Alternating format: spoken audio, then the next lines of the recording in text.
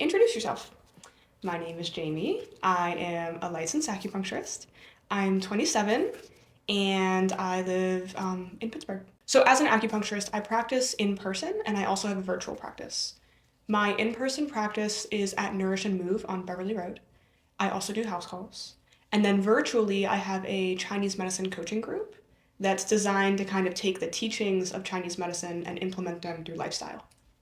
On a scale from 1 to 10, how authentically are you living right now? Online and offline. I like that. Um, I'm gonna say like an 8.7. We're pretty close. I think that I've been like inching towards authenticity over the past couple of years, like post grad school, just like getting my life back.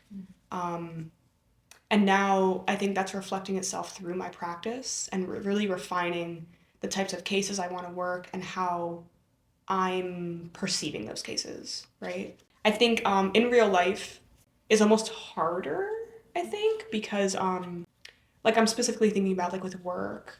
I have like an existing patient base and I've been transitioning career-wise towards authenticity, towards practicing the way that I really want to. And I think sometimes knowing that a patient comes in and they've seen me before, they might expect a quicker pace out of me, or they might expect that I'm like really excited about a sports medicine case. And that's not really how I'm vibing these days. Mm-hmm. Yeah. And online I think is a lot easier to just like post and exist as I am. Um, I don't feel any pressure there. Do you think that nervous system regulation is necessary for authentic expression? Yes, 100%. Um, where do I begin? This is the foundation of quite literally everything that we do, physically, spiritually, emotionally. And I think that if you're living at a pace, whether it's too fast or too slow, or through a mindset that doesn't align with who you truly are, then authenticity will never be achieved. So, 100% yes. Over the past like 6 months, I've been in a like a year-long continuing education intensive. And it kind of takes the nervous system and polyvagal theory and overlaps it with Chinese medicine and like the 5 phases, the wuxing. And as soon as I started learning about this, I feel like I've shifted internally and then externally in my own existence.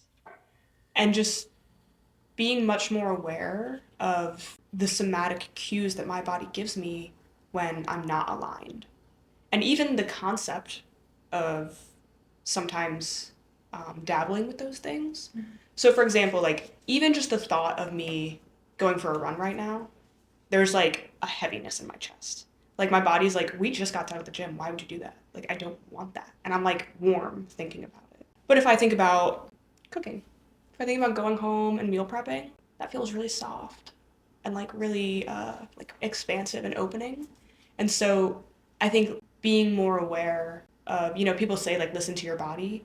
It's not just like today I want to rest, today I want to be active. It's like your teacher's in here and you just have to like perk up a tiny bit and for me, turn in to listen.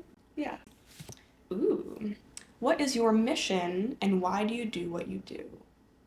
It's a beautiful question. Ah, my mission is to bring healing. And sometimes it's like a butterfly effect situation, right? Like if I can just help someone feel 1% better today, and then maybe they help someone else feel 1% better. I think I do what I do because when I was really young, I felt very misguided and confused. And as I got older, as I left home and, met new people and explored, there were so many healers along my path that gave me that 1% better. And so I think part of me just wants to pay that forward. If your wildest dreams had already come true, what would your future self tell you to stop holding back? Mm, I feel like if there's anything that holds me back, it's like a scarcity mindset. I think within healing professions, there's inevitably some level of imposter syndrome. And so that's something I know how to work with at this point. But scarcity, I think, gets in my way sometimes, right? Like if my schedule's not full, or if I'm launching a project and, there's not full capacity on day one that I launched it, there's just like, oh my God, is this something that people want? Am I actually living in alignment and giving people what they want? But I think I'm at a point where I understand that I have to find my alignment and let the people find me where I'm at. So much of my life was spent finding others where they were at. And in healing, there's like nuance to that, right? Like, but in terms of like specialties or how I practice or who I am, like holding a space, making the container, and letting the people that feel aligned with that container meet me there. Any final thoughts? Oh my God, that's it? Nothing that comes to mind. I'm really grateful that you hold space for me, I guess, is what I want to say, because a lot of my profession is holding space for others, and so it's nice to have a friend that I feel like can be my container sometimes. So thank you. Thank you, Jamie. Of course.